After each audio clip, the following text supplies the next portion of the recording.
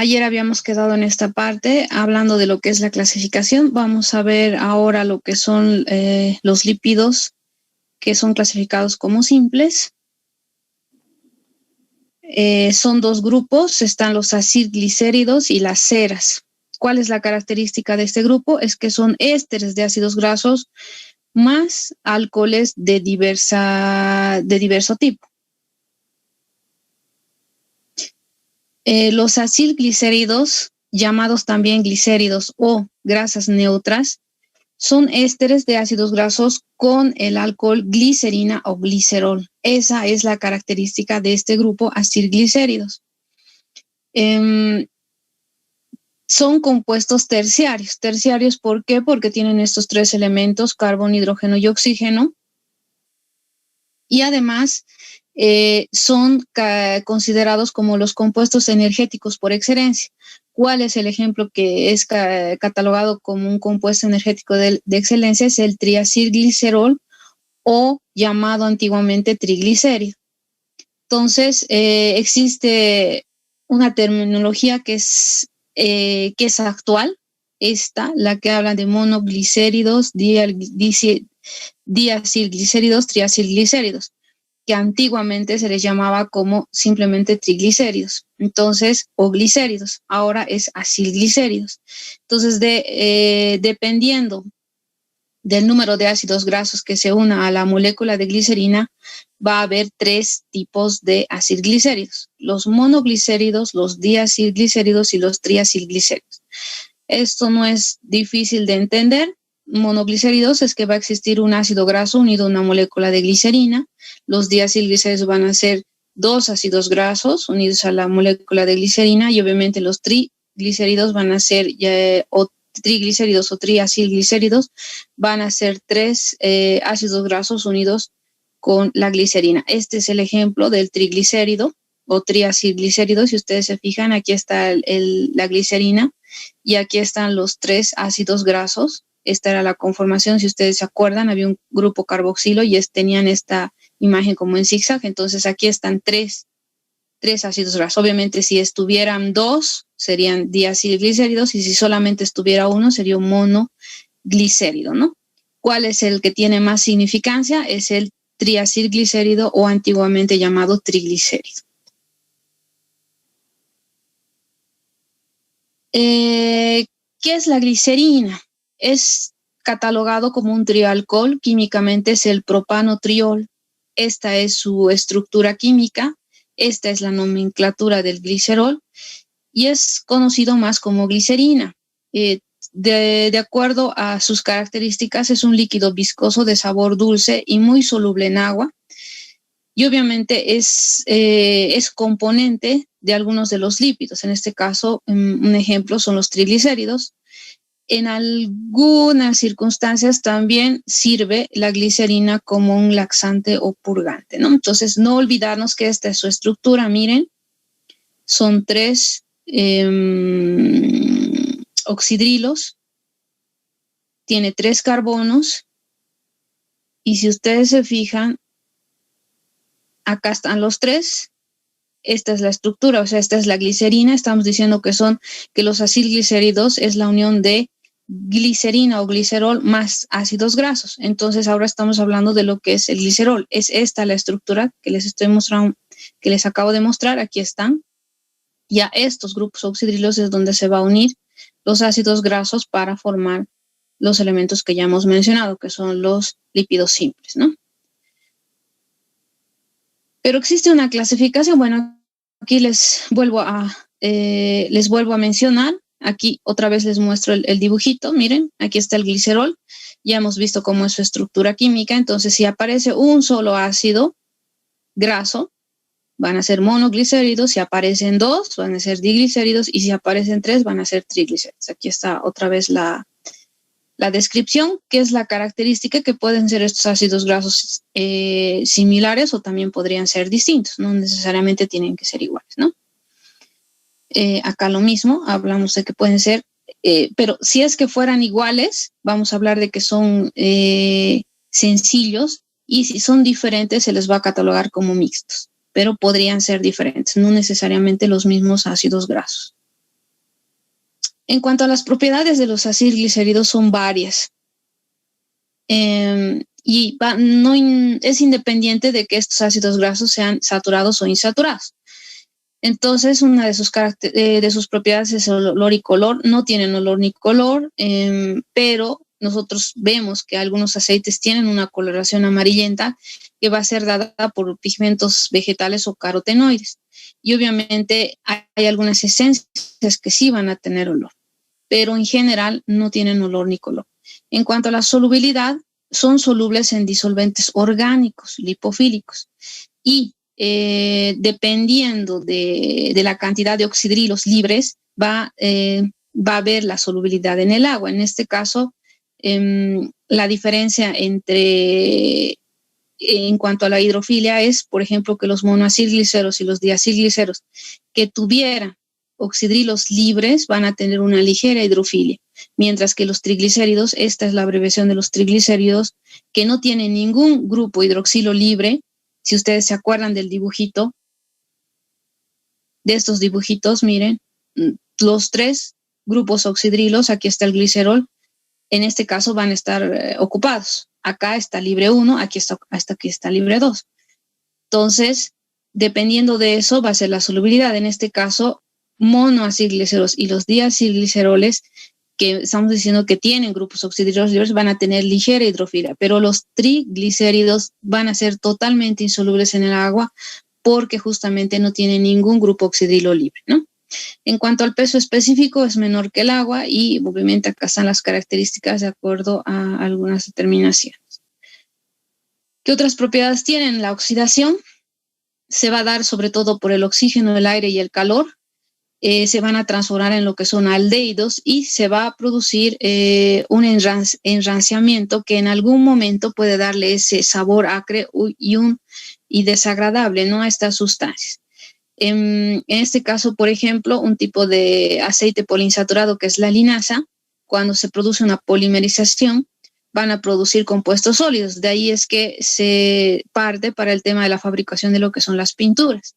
Ahora, otra situación, por ejemplo, otra diferencia que podría existir entre una esencia y una grasa o un aceite es que la grasa y el aceite, si ustedes alguna vez han tocado sus manos engrasadas a algún papel, siempre han dejado una mancha translúcida que no va a desaparecer, mientras que las esencias es la diferencia. O sea, puede manchar la hoja, pero si pasa el tiempo y se seca, obviamente va a desaparecer, ¿no? Existe un punto de fusión que va a depender de que contengan ácidos grasos insaturados o saturados, y ahí es donde va a constituir su principal diferencia. En cuanto a la hidrogenación, los ácidos grasos insaturados ganan hidrógenos, sobre todo cuando está presente el níquel. ¿Y qué es lo que va a suceder? Van a perder sus dobles ligaduras o dobles enlaces y obviamente van a formar ácidos grasos saturados. Hemos dicho que los saturados son los que son simples, mientras que los insaturados son los que tienen dobles enlaces. De ahí es que en el comercio se utiliza para la transformación de lo que son los aceites en grasas. Por último, estas otras 2 propiedades son la hidrólisis, que en reacción a la esterificación, que es la adición de una molécula de agua, que es lo que va a hacer que se separen sus componentes. En este caso, esto es lo que va a suceder a nivel del tubo digestivo por acción de las enzimas, sobre todo la lipasa, que es la encargada de producir la digestión de lo que son los lípidos, ¿no? Ahora, ¿cómo se puede realizar esto a nivel en un laboratorio, por ejemplo, por la acción del vapor de agua y por una alta presión? ¿Qué es lo que se va a obtener? Son productos, 2, el glicerol y los ácidos grasos, ¿no?, que habíamos dicho que son los 2 componentes de estos elementos. Y por último, la saponificación, que se va a producir por bases y álcalis, en este caso el hidróxido de sodio o el hidróxido de potasio. Y obviamente el producto final no va a ser glicerol y ácidos grasos, sino va a ser glicerina y jabones, que dependiendo de por qué elementos estén constituidos, por ejemplo, si son con sodio van a ser duros, si son con potasio son blandos, y si es por calcio y magnesio van a ser insolubles. Existen estos 2 tipos de lípidos en el grupo de la saponificación, que son compuestos y los sencillos. Y este es el último grupo de los simples, que son las ceras, que en este caso son ésteres de ácidos grasos con alcoholes diversos. ¿Cuál es la característica? Son insolubles en agua, su punto de fusión es elevado, se los encuentra tanto en los animales como en los vegetales, y si ustedes se fijan, cubren la piel o plumas de los animales. De ahí que, por ejemplo, si ustedes alguna vez han tenido la suerte y la posibilidad de ver a un pato cuando está nadando, es decir, no se moja el plumaje. Y es por esta situación de que están cubiertos por esta sustancia justamente para que no pase el agua. Es por eso que ellos cuando se mojan, las plumas no se mojan, sino más bien resbalan, ¿no? Lo mismo pasa con el tema de lo que son los frutos y los vegetales. Entonces existe una capa que recubre para que no puede ingresar el agua y más bien al contrario resbala. La cera de las abejas es la que contiene la miricina, que está compuesta por lo que es el alcohol miricíclico y el ácido palmítico. También el tema de lo que es la esperma de la ballena, pero esta imagen que yo les muestro acá es el bacilo de Koch, que también está dentro de su estructura, forma parte de su membrana, que la función que cumple es de protección para esta bacteria, ¿no? Vamos a continuar con el segundo grupo, que son los lípidos compuestos. Vamos a tener los fosfolípidos y obviamente las otras clasificaciones.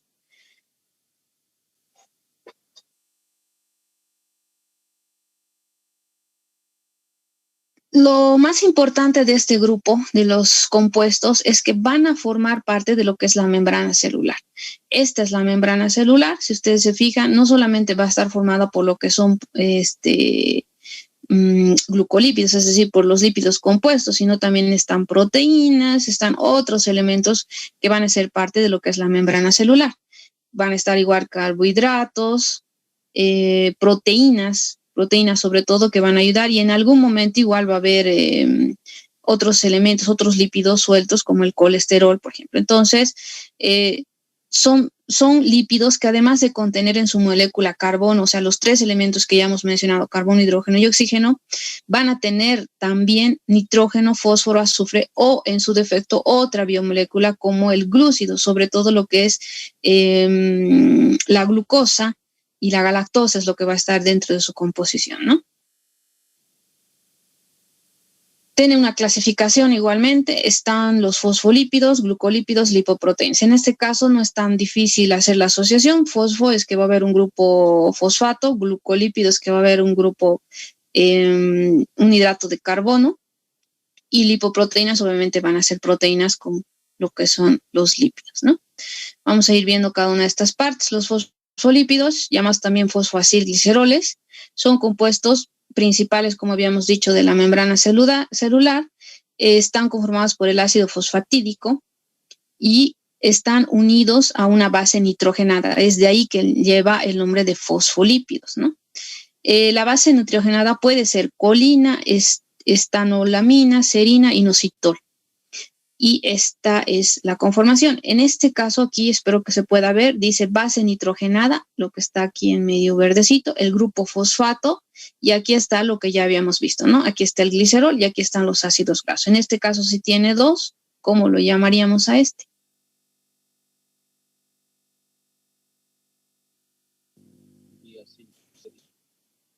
¿Qué habíamos dicho? ¿Cómo se llaman? Cuando tienen dos ácidos grasos unidos a un glicerol. Diacilglicerol, doctora. Exacto, diacilglicerol, ¿no? Pero a este se está uniendo un grupo fosfato, se está uniendo una base nitrogenada y está conformando lo que es el fosfolípido, que es parte de lo que es la membrana celular, ¿no? Y la característica es que son hidrófilos, es decir, aquí se los pongo, les gusta el agua. Tenemos dentro de este grupo varios ejemplos. La lecitina. ¿Qué es lo importante de esto? O sea, si ustedes se fijan, casi en la mayoría son parte de la estructura de la membrana celular. Este está formado por glicerina, dos ácidos grasos, el ácido fosfórico y colina. En este caso estamos diciendo, y esto ya sabemos, ¿no? La glicerina más dos ácidos grasos, ya nos imaginamos cómo es la estructura, ya eso se está añadiendo el ácido fosfórico y la colina. ¿Qué es importante saber de este elemento, por ejemplo? Que cuando hay una persona que sufre una mordedura de serpiente, las enzimas de la saliva o de las sustancias que va a tener la serpiente, obviamente van a hacer que este elemento pierda su grupo acilo.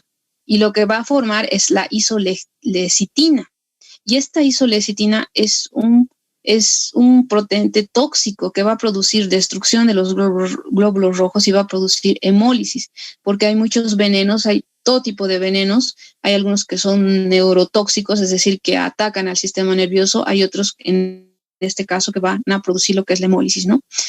Y es la explicación de por qué produce hemólisis, porque una vez que entran las enzimas del veneno de la serpiente, hacen que este fosfolípido en particular pierde el grupo acilo y obviamente produzca la hemólisis, ¿no? Este otro elemento, el dipalmitil-licitina, es un agente tensioactivo que está a nivel de los pulmones. Importante en los neonatos porque si en algún momento hubiera el déficit de esto, va a producir un síndrome de insuficiencia respiratoria en los niños, ¿no? Luego tenemos la cefalina, que se va a encontrar a nivel de las células del cerebro. Importante porque actúa a nivel de lo que es la coagulación, porque forma la tromboplastina y la tromboquinasa. La cardiolipina, que está presente en lo que son las mitocondrias, y en algún momento cuando se quiere realizar el diagnóstico de la sífilis va a haber una parte, se va a tornar como reactivo, ¿no? Para hacer la determinación. Luego tenemos el fosfatidil-inositol, igual, o sea, es parte de la estructura de la membrana. Y en algún momento cuando existe la acción de algún tipo de hormona, obviamente va a haber una división, se va a formar el diacilglicerol y trifosfato de inositol y ambos van a constituirse como un segundo mensajero. Luego tenemos el plasmalógenos, que están presentes en el músculo, sobre todo a nivel del cerebro en un 10%, y la esfingomielina, que obviamente está presente a nivel de lo que es el cerebro, el tejido nervioso, sirve como si fuera el aislamiento de la fibra nerviosa. O sea, es muy importante este elemento a nivel de lo que es el sistema nervioso. El segundo grupo que hemos mencionado son los glucolípidos, llamados glucoesfingolípidos. ¿Cuál es la característica? Es que van a tener un carbohidrato, es decir, un azúcar unido a lo que es un lípido. Este es un cerebrósido. Aquí está explicado más o menos cómo es la conformación. Generalmente es una molécula de glucosa, una de la galactosa, las que se van a unir al ácido graso para hacer la conformación de este glucolípido, ¿no? Esta es la imagen igual. Si ustedes se fijan, aquí está el glúcido, el ácido graso, y obviamente ahí están formando lo que es el glucolípido. ¿Qué es importante saber de esto? Es que se encuentra en la capa externa de la membrana plasmática. Eso es importante. O sea, si se dan cuenta, los lípidos que son compuestos son casi en su mayoría componentes de lo que es la membrana plasmática. Los glucolípidos, estos son los dos que se clasifican, los cerebrósidos y gangliósidos. Cerebrósidos ya en su nombre está dándonos a entender dónde es que dónde van a estar mayormente presentes. Va a ser a nivel del cerebro, tejido nervioso, también van a estar a nivel de lo que es la membrana celular del hígado, riñón y eritrocitos, y la galactosa es el monosacárido que principalmente va a estar siendo parte de su estructura, ¿no? Y los gangliósidos, que igualmente están a nivel de lo que es la materia gris en un 6%, van a estar a nivel de las terminaciones nerviosas y van a participar en lo que es la sinapsis. Entonces los glucolípidos se van a dividir en dos, cerebrósidos y gangliósidos.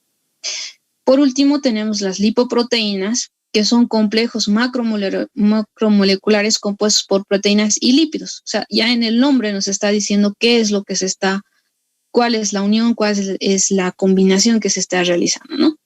¿Cuál es su funcionalidad? Van a transportar grasas por todo el organismo y se encuentran a nivel de la membrana celular y en las mitocondrias. A ese nivel es donde vamos a encontrar las lipoproteínas.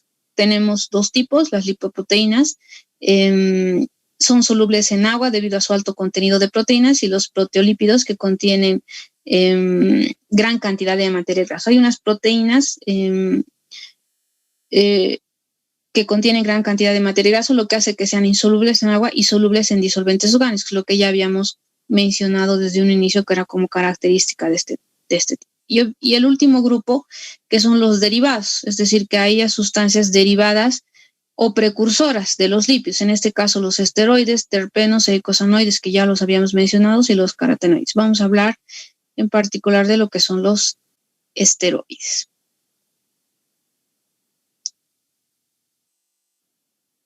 Entonces, los esteroides son derivados del ciclopentano, perhidrofenantreno o esterano.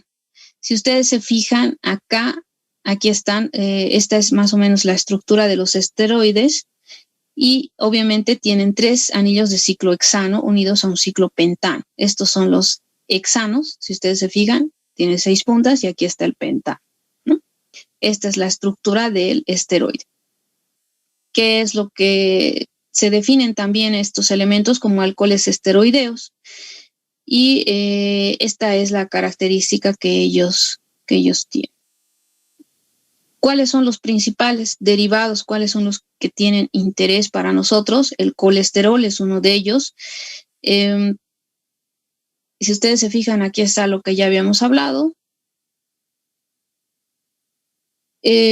Van a controlar lo que es el precursor, el colesterol, de muchos elementos, y es por eso que es fundamental. Va a ser precursor de los ácidos biliares, las hormonas suprarrenales y sexuales, sobre todo algunas vitaminas, la vitamina D, las que las habíamos catalogado como liposolubles, glucósidos cardíacos, y también va a ser parte de lo que es el citoesteroles del reino vegetal y algunos alcaloides también, ¿no? Esta es una de sus principales funciones, podríamos decir, del colesterol, y obviamente dentro de su estructura va a presentar una cadena de 8 átomos de carbono, y el colesterol también va a derivar, así como aquí vemos, ¿no es cierto?, el escualeno, la anosterol y por último el colesterol. Entonces esta es la forma como se va a producir lo que es el colesterol.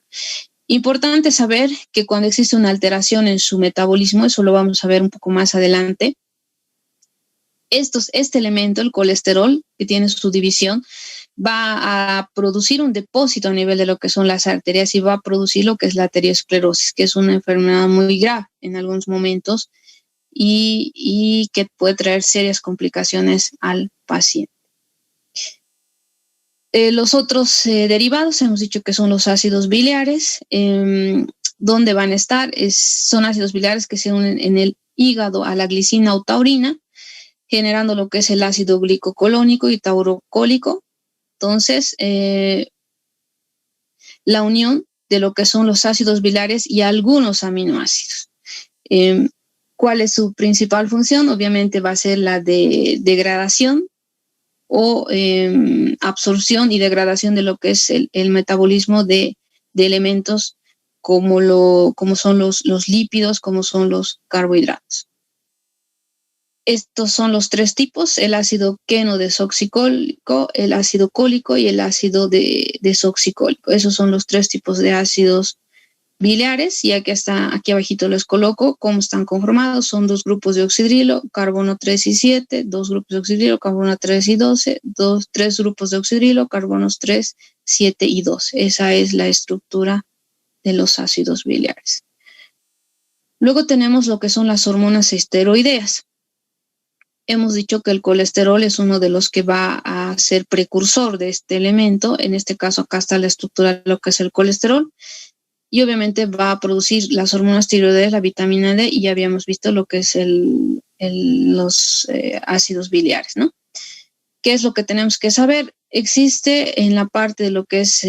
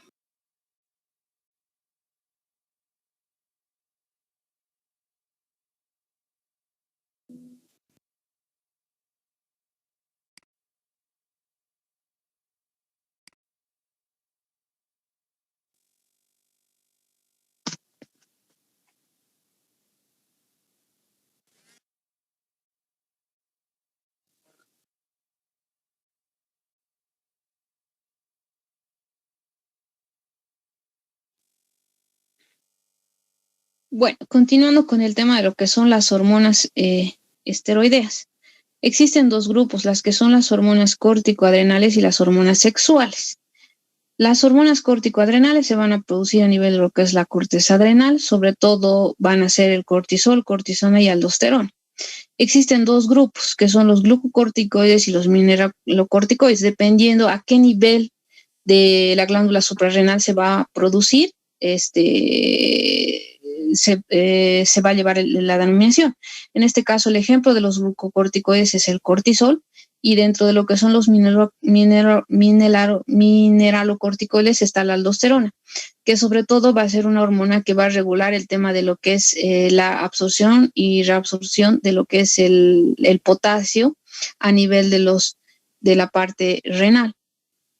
Y obviamente el cortisol también va a tener un efecto también a nivel de lo que es la glucosa, respectivamente. Y obviamente las hormonas sexuales que van a actuar a nivel de lo que son los órganos reproductores, tanto femenino como masculino, el ovario y el testículo. En este caso, en el ovario tenemos lo que es el estrógeno y la progesterona, y dentro del testículo lo que es la testosterona. Estos dos, el estrógeno y la testosterona, sobre todo van a hacer que se desarrollen los caracteres sexuales secundarios tanto en el hombre como en la mujer, mientras que la progesterona se va a encargar enteramente de que una vez que se produzca la fecundación, se produzca el huevo, sea anidado a nivel del útero, y obviamente cuide que el embarazo llegue a su término. Esa es la función principal de lo que es la progesterona. Asimismo, tenemos otros derivados que habíamos hablado, las vitaminas, las que son liposolubles. También tenemos las prostaglandinas y la coenzima Q o ubiquinona, que en algún momento igual lo habíamos mencionado, ¿no? Ahora, ya hemos hablado en forma general, vamos a hablar de lo que son la relación que tiene lo que es los lípidos con la membrana celular. En este caso hemos dicho dos, los fosfolípidos y glucolípidos, que están presentes. Los fosfolípidos, que son dos cadenas de ácidos grasos y que tienen un carácter anfipático. Esta es la manera como se pueden presentar. Hemos dicho que la cabecita es hidrofílica y las colas son hidrofóbicas, es decir, que estas son las que se van a presentar donde exista el agua, mientras que estas que no van a intentar no estar en contacto con el agua, ¿no? Por eso aquí le ponen agua, y es que las que están en contacto son las cabecitas. Y por otro lado, los glucolípidos, que van a tener un oligosacárido, van a tener dentro de su estructura un azúcar, que es lo que habíamos dicho, ¿no? Y van a formar parte en una de las mitades, la mitad exterior de lo que es la bicapa, y pueden constituir suelen constituir el 5% de lo que son las moléculas lipídicas, ¿no? Entonces, 40% de lípidos, 52% de proteínas, lo que habíamos visto, los fosfolípidos, esteroides, glicolípidos. Esta es la membrana. Si ustedes se fijan, aquí hay un glicolípido, glicoproteína, proteínas integrales. O sea, cada una, ahorita vamos a ver, cada una de estas tiene una funcionalidad. Igual está el colesterol, que está libre, y hay otros elementos más que están metidos en lo que es la membrana celular. Luego tenemos lo que es el modelo del mosaico fluido. ¿Qué nos explica este modelo? De que ambos, tanto los glucolípidos como los fosfolípidos, tienen una tendencia a girar y a desplazarse lateralmente, lo que va a originar una fluidez de la membrana que va a permitir que se adapte a variaciones del medio. Es decir, que mediante esto existe un autosellado en algún momento para que no pueda existir fugas, y que obviamente la membrana se fusione. Si ustedes se fijan, acá está. a esto es lo que se refiere el tema del modelo de mosaico. Está girando, difusión lateral, flexión. Entonces hacen diferentes movimientos para que no exista un espacio libre, podríamos decir en otras palabras, ¿no? Para continuar, es importante hablar sobre algunas características de lo que significa lo que es la termodinámica. Es una rama de la física que estudia a nivel macroscópico las transformaciones de energía y cómo esa energía puede convertirse en trabajo. Es decir, que a raíz de la producción de energía, obviamente existe un movimiento. Se ha utilizado en diferentes áreas, no solamente en este tema, lo que es la parte médica. Miren, en el siglo XXI ya había la necesidad para ver el rendimiento de lo que son las máquinas térmicas fabricadas por el hombre en el momento en la etapa que se llamó como la revolución industrial. Entonces, existen varias consideraciones para determinar lo que es el tema de la termodinámica. Y una de esas son las leyes que rigen la termodinámica. Entonces, existen dos leyes principalmente. Y un principio, el principio de la conservación de la energía, que indica que la energía no se crea ni se destruye, solo se transforma. La primera ley de la termodinámica indica que el principio de la conservación de la energía y sostiene que la energía es una propiedad termodinámica. Y la segunda ley dice que ningún proceso es suficiente al 100%, dado que la energía tiene calidad y cantidad, límites y grados de terminación. Entonces, en la termodinámica lo que nos explica es más o menos esto, de que la energía debe convertirse, cuando nosotros hacemos energía, debe convertirse en lo que significa movimiento, es decir, que va a haber un trabajo. Y es por eso que ahora vamos a hablar de lo que significa el transporte en la membrana, porque la membrana, hemos dicho en algún momento que es una membrana semipermeable, que hay elementos que pasan y hay otros elementos que no. Y hay muchas situaciones y muchos mecanismos que hacen que las sustancias vayan a pasar de un lado a otro.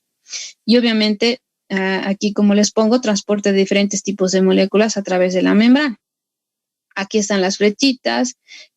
Hay diferentes causas por las que puede haber un pasaje. En este caso, esta primera flechita lo que les muestra es el gradiente de concentración, transporte pasivo. ¿Qué significa esto? De que si en un lado de la membrana existe más cantidad de elementos, obviamente en forma pasiva va a pasar de un lugar de menor concentración a un lugar de mayor concentración. Es por eso que dice gradiente de concentración. En este caso no se va a utilizar energía. Luego existen otras moléculas que son las encargadas de hacer el pasaje. Y hay una difusión simple, difusión facilitada, o sea, hay un montón de formas en que los elementos pueden pasar a través de la membrana. Miren, moléculas transportadoras, hay canales que ya están diseñados para que pasen ciertas estructuras. Igual aquí hay una transportadora. Miren, aquí va a ingresar el elemento y va a pasar por mediante ya ingresará o saldrá de la célula, ¿no? Igual, aquí está la membrana celular. Si ustedes se fijan, aquí, por ejemplo, hay menor concentración, aquí hay mayor concentración, entonces los elementos van dependiendo qué es lo que se necesita y cómo es la situación del momento, entonces va a empezar a activarse todos estos mecanismos. Es importante también saber que el transporte de sustancias a través de la membrana celular se va a llevar a cabo por unos sistemas que tienen diferentes denominativos dependiendo cómo es que van a llevar a cabo este trabajo. Sistema uniportador se refiere cuando mueve un tipo de molécula en las dos direcciones. Esta, uniporter. O sea, puede sacarlo como puede meter el elemento, la molécula. Sistemas cotransportadores, la transferencia de un soluto depende de la transferencia secuencial de otro soluto. Es decir, que necesariamente tendrían que ingresar acompañados de otro. Simportador mueve a estos solutos en la misma dirección. Y sistema antiportadores mueven dos moléculas en direcciones opuestas. En este caso, miren, son diferentes estas sin portador. Las dos van a ingresar por el mismo lugar, pero en este caso, en este que es antiportadores, una va a salir y la otra va a ingresar, ¿no? Cotransporte porque son dos. Aquí dos moléculas están haciendo la vía inversa, mientras aquí las dos van a ingresar, pero son diferentes, por eso que dice cotransporte. Existen dos términos, que es uno la difusión facilitada, en la que se utilizan canales ya que están conformados en lo que es la membrana celular y que van a permitir que la molécula pueda atravesar lo que es la membrana, ¿no? Y estos canales son usados sobre todo para los iones pequeños. iones hablamos de sodio, potasio, sodio, cloro, que van a ser los que van a utilizar este tipo de difusión. Asimismo, hablan de un transporte pasivo, mecanismo ping-pong, que si ustedes se fijan, es esto. Aquí está ingresando y va a volver a salir. El estado pong, aquí ingresa, y el estado ping, aquí está saliendo, ¿no? Y el transporte activo, ¿cuál es la diferencia entre los dos? Que este transporte va a utilizar